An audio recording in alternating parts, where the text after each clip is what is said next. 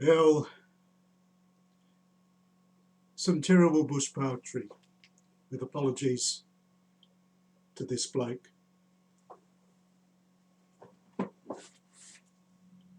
The terrible, not very great, Sterling fiasco. 50 years of slog and retirement's up ahead. We need a place to live that won't cost our arm and leg. There's a little in the bank and super's looking good. What can we find that's local, close to our neighbourhood? House prices are too high. We haven't got enough. Sterling First has placed an ad for we who find this tough. Lease for life, it says, for 60% the worth. 40 years of tenure, and you get to stay in Perth. Struth, we can stay until I'm 108, says I.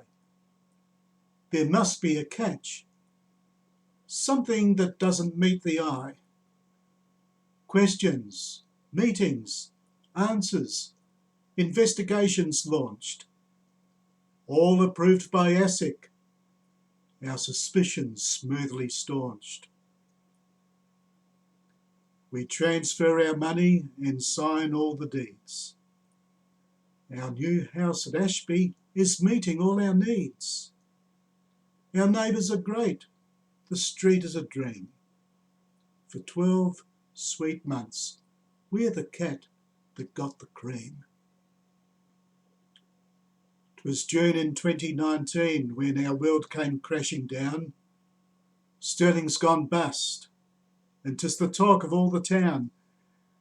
Our ruby wedding has received an unexpected gift.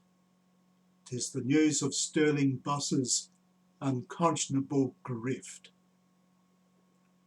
300 angry old folk cannot be kept at bay. They call a meeting to determine what they can do or say. Owners and renters have been caught up in the sweep, and liquidators and lawyers are keeping us from sleep.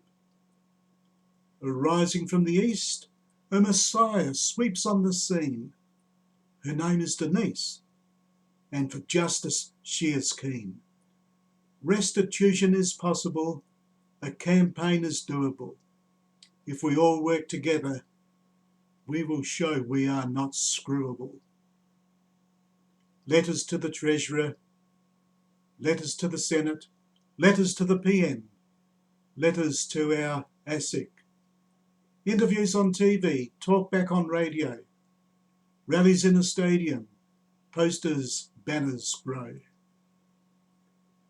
Bigwigs come to town and wonder what to do to wrest control and divide this crowd of daring-do. Send them all to Africa. This will test their mettle. Once they've caught a net maze, they'll be easier to settle. Denise is in a quandary. She's been down this track before. This game is old, says she, but sees an open door. 6 test bunnies will keep the dogs at bay, while we all sit on ice, awaiting payout day. 15 months later, we are still sitting tight. We all went to Africa, but then withdrew the fight. No compo, no insurance. No more did Africa lie. We rally once again. Our efforts do or die. Demos outside ASIC. No one is at home. Marching down on Corman, the cops protect his throne. Our banners fly in Hay Street. CP grants us a greet. They advise us back to Africa, a request we will not meet. TV cameras in our street. The ABC is here. Rod and Bez are interviewed. Their story is quite clear. Sterling led us up the garden path, and ASIC cleared the way. We wait in vain for justice. Someone has to pay. Red alert, emergency. A realtor's on the prowl. Stuck a for sale sign up. It's making us all growl. We invade the home open and gently stand our ground. Red-faced the realtor retreats, but again she'll come around. The day in court is here, 20 months down the track. Validity of lease before a judge who is not slack. QCs and barristers argued finer points of law. The judge defers her judgment. Nothing like this has gone before. The roundhouse on the hill is currently under siege. The PM is hunkered down with those who've pledged their liege. Scandal and denial are sprouting daily news.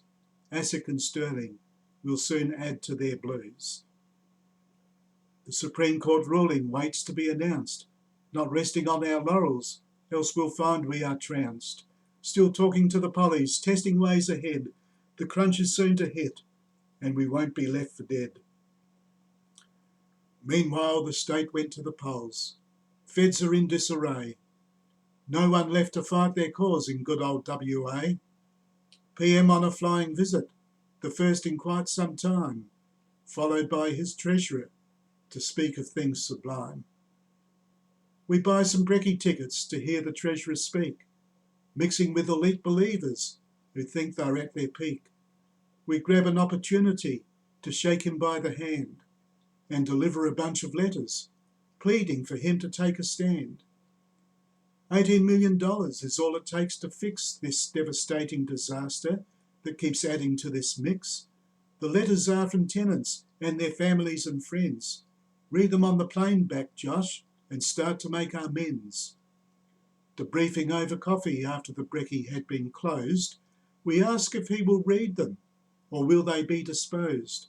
Eavesdropping at next table, a man joins our conversation. Assistant to the PM, he says, have no consternation. Josh will read the letters. I'll make sure they have his eye. We were flabbergasted to receive this nod so high. The brekkie had cost us many a precious buck. This investment proved a great success. We couldn't believe our luck. Next day we met 3 state MPs, 1 a cabinet minister. We shared our tales of sterling woe, a scheme that proved so sinister. Keen to assist, they agreed this affair could not continue. Extraordinary intervention is what will show some sinew. So now we wait with bated breath to see what will unfold.